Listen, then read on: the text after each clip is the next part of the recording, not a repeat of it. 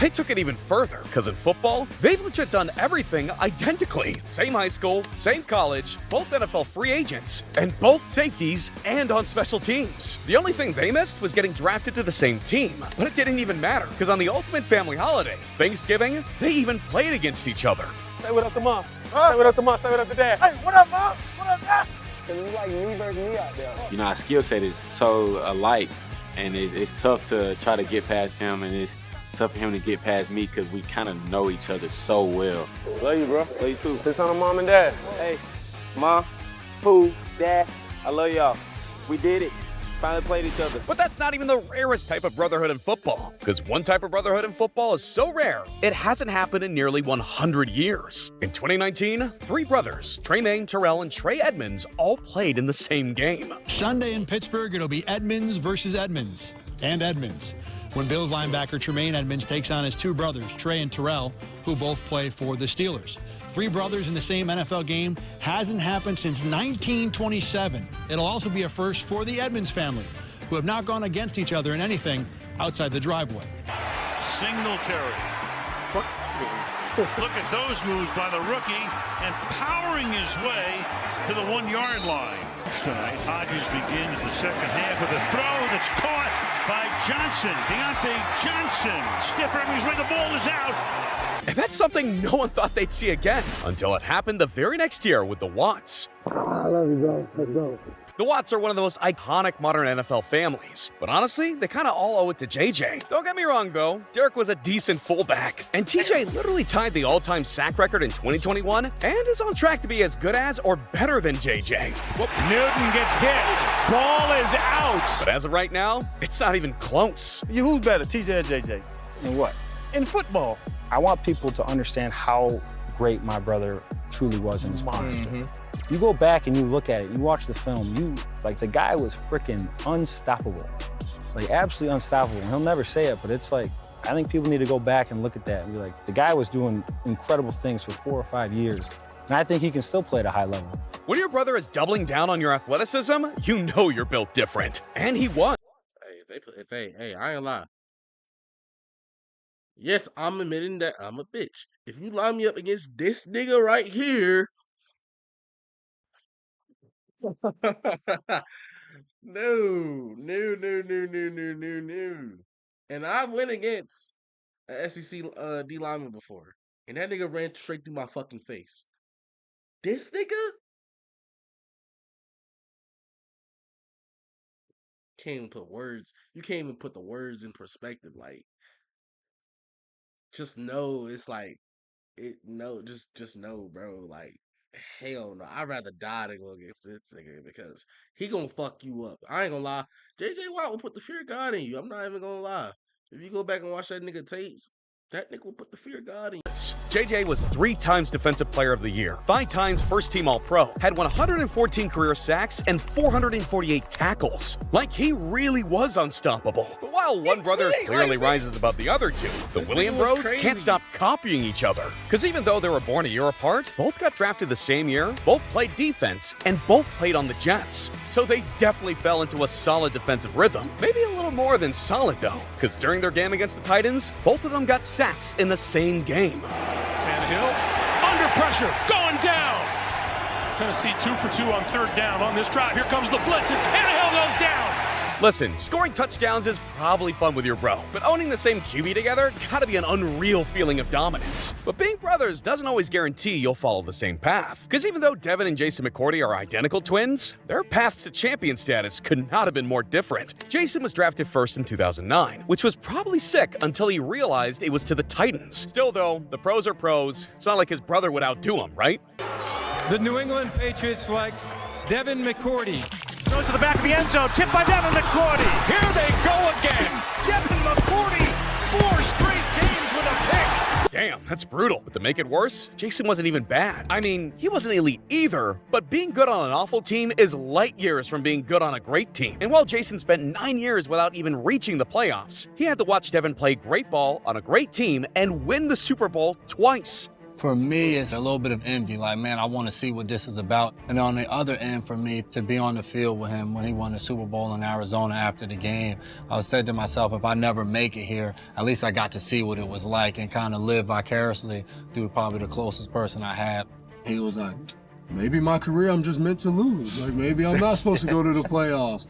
And at the end of the day, we both got to live out a dream. Dude, that's a soul-crushing thought process. But you can't really blame him. Bro literally played for the 2017 Browns. That team could have crushed David Goggins' hopes and dreams. But finally, after the season was over in 2018, everything changed for Jason. When the season ended, I had talked to my agent about possibly the chance of not being there the following year, and got a call from my agent, and it's like, well, they're gonna release you. And this time I was like, man, I need to take matters in my own hands and send Bill a text message telling him that, you know, 2 McCourtys might just be better than 1 McCourty.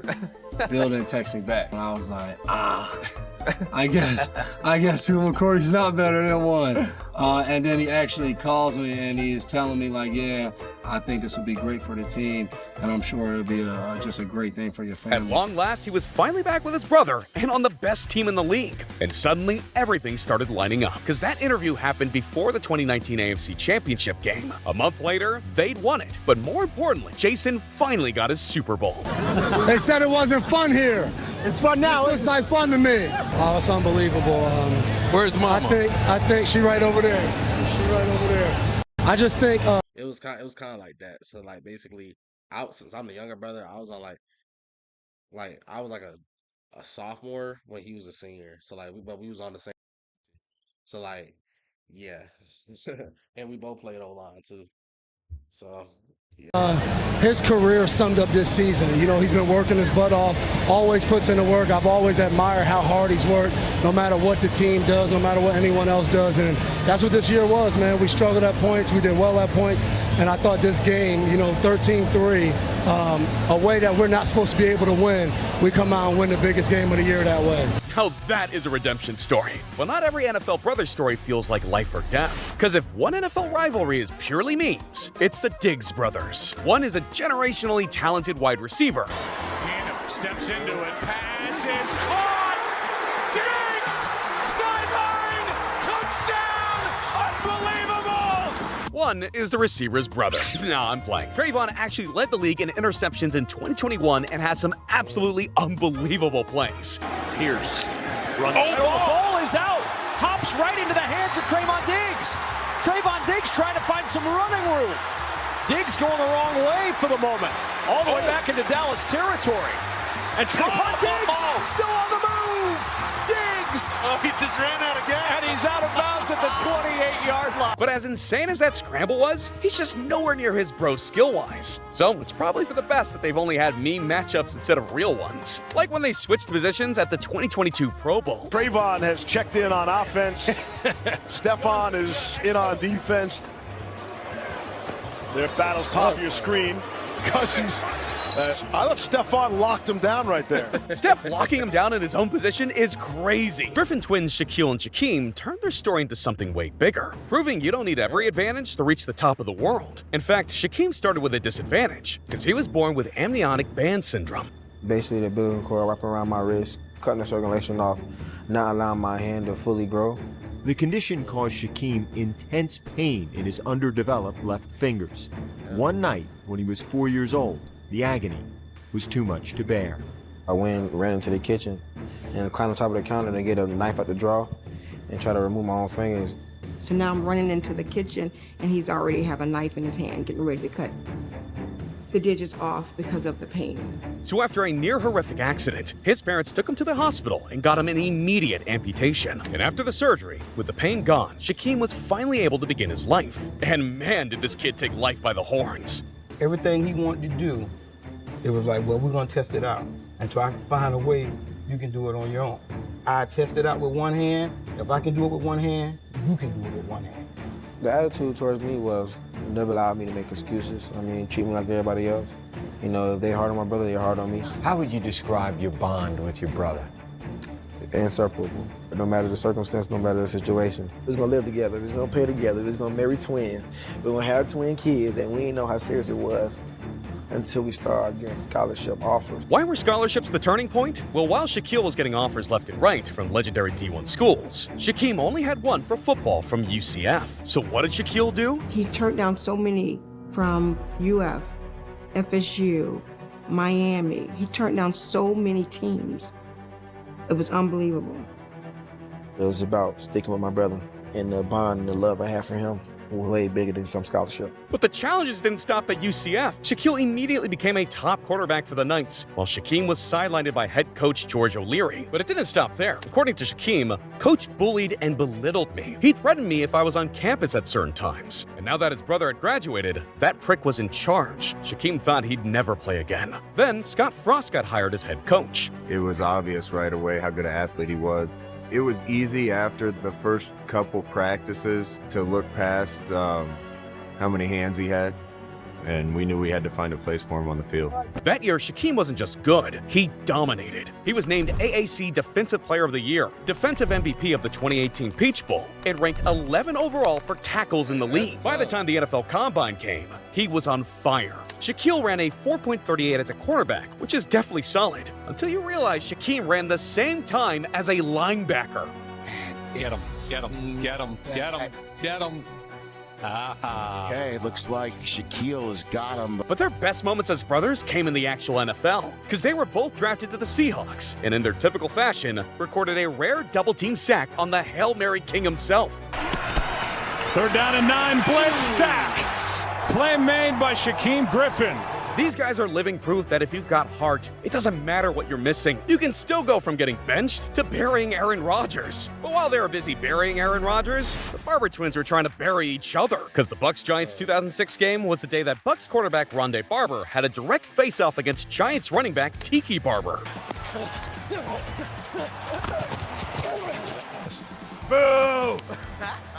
Rondé's an all-timer with the Bucs. I ultimately, subsequently became an all-timer with the Giants, and it all started in 1998 or so when, that first game. Where you been, man? He was off by a bit. They actually both had their first game in 1997, but he was not wrong at all about their skill. In college, Rondé logged 15 interceptions, was a 3-time All-ACC, and Rookie of the Year in 1994. On the opposite side of the line, Tiki racked up 3,389 yards, scored 31 touchdowns, and was the first player in Virginia history to have back-to-back 1,000-yard seasons. So yeah, they were kinda good, which made their matchup in 2006 even more hype, because it was their first time ever playing each other. It was always fun to look at the game plan and see how our scouts and Monty and, whoever described them. What the hell are they going to say about my brother? What are these advanced scouts going to say about Rondé? I remember the scouting report was, you got to watch out for Rondé Barber. I know he's your twin, Teak, but this guy does everything.